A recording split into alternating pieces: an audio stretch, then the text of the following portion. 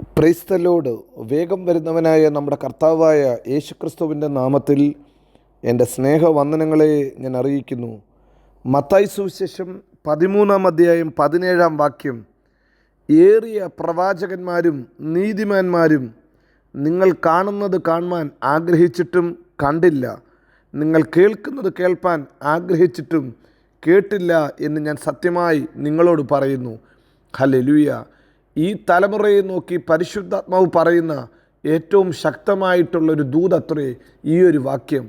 മറ്റുള്ളവർ കാണാൻ ആഗ്രഹിച്ചത്, ഹല്ലേലൂയ, അവർ കാണാതെ പോയത് കാണുവാൻ ദൈവം നിങ്ങൾക്ക് ഭാഗ്യം തന്നിരിക്കുന്നു. മറ്റുള്ളവർ കേൾക്കാൻ ആഗ്രഹിച്ച ഒത്തിരി വലിയ കാര്യങ്ങൾ കേൾക്കുവാൻ നിങ്ങൾക്ക് കൃപ ലഭിച്ചിരിക്കുന്നു. ഹല്ലേലൂയ.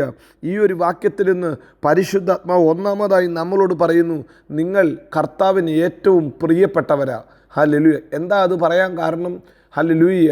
വേദപുസ്തകം പറയുന്നു, അനേക പ്രവാചകന്മാർ, അനേക ഹല്ലേലൂയ വിശുദ്ധന്മാർ, അനേക വിശ്വാസ വീരന്മാർ കാണാതെ പോയത്, ഹല്ലേലൂയ, അവർക്ക് കാണാൻ ആഗ്രഹിച്ചത് അവർ കണ്ടില്ല.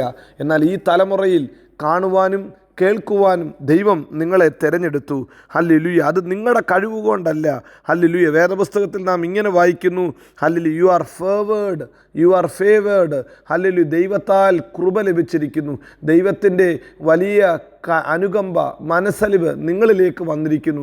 മറ്റാർക്കും ഹല്ലേലൂയ ലഭിക്കാത്ത ഒരു നന്മയിലേക്ക് ദൈവം നിങ്ങളെ വിളിച്ചിരിക്കുന്നു. പഴയ നിയമത്തിൽ പ്രവാചകന്മാർ പ്രവചിച്ചത്, ഹല്ലേലൂയ, അവർ ദർശനത്തിൽ കണ്ടത് അവരുടെ ജീവിതത്തിൽ അനുഭവിക്കാൻ അവർക്ക് പറ്റിയില്ല. ഹല്ലേലൂയ. എന്നാൽ ഇതാ വേദപുസ്തകം പറയുന്നു, അത് അനുഭവിക്കുവാൻ ദൈവം നിങ്ങളെ തിരഞ്ഞെടുത്തിരിക്കുന്നു, നിങ്ങളെ തിരഞ്ഞെടുത്തിരിക്കുന്നു. ഹല്ലേലൂയ.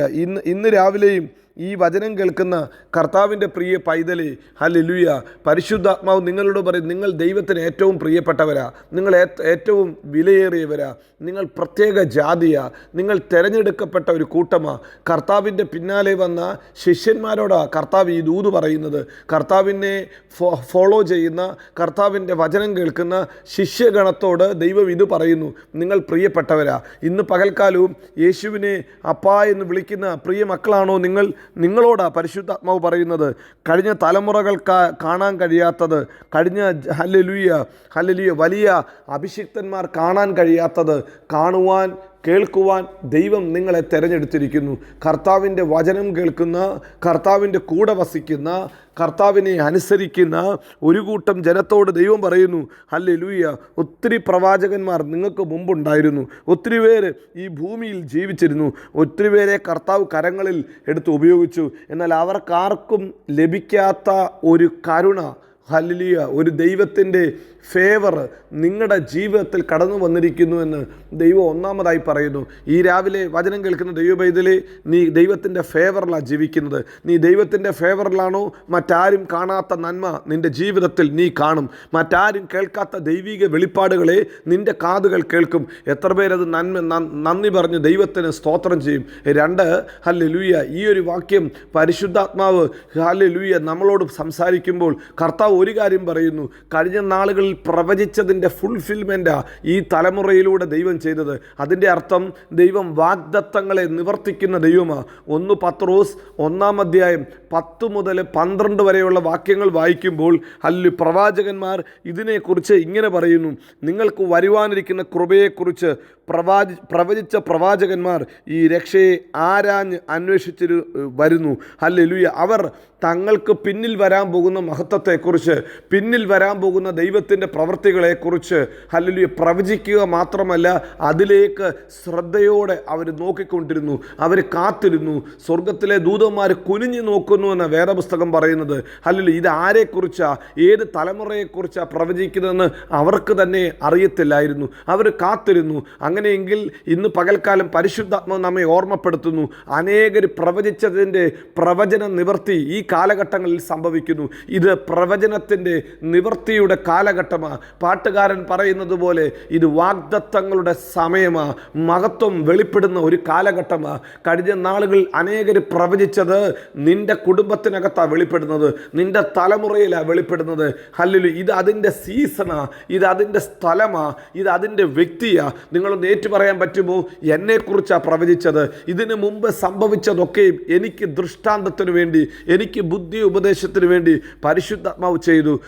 ഇന്ന് പകൽക്കാലവും ദൈവത്തിൻ്റെ പ്രവൃത്തി എന്നിലൂടെ ദൈവം ചെയ്യുന്നതിനാൽ സ്തോത്രം.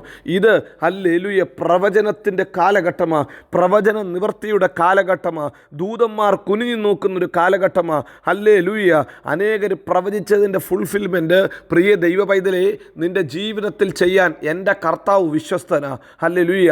ഒന്ന്, ഇത് നിങ്ങൾ ദൈവത്തിൻ്റെ ഫേവർ ലഭിച്ച ഒരു കൂട്ടമാണ്. രണ്ട്, ദൈവത്തിൻ്റെ പ്രവചന നിവൃത്തിയുടെ കൂട്ടമാണ് നിങ്ങൾ. ഹല്ലേലൂയ.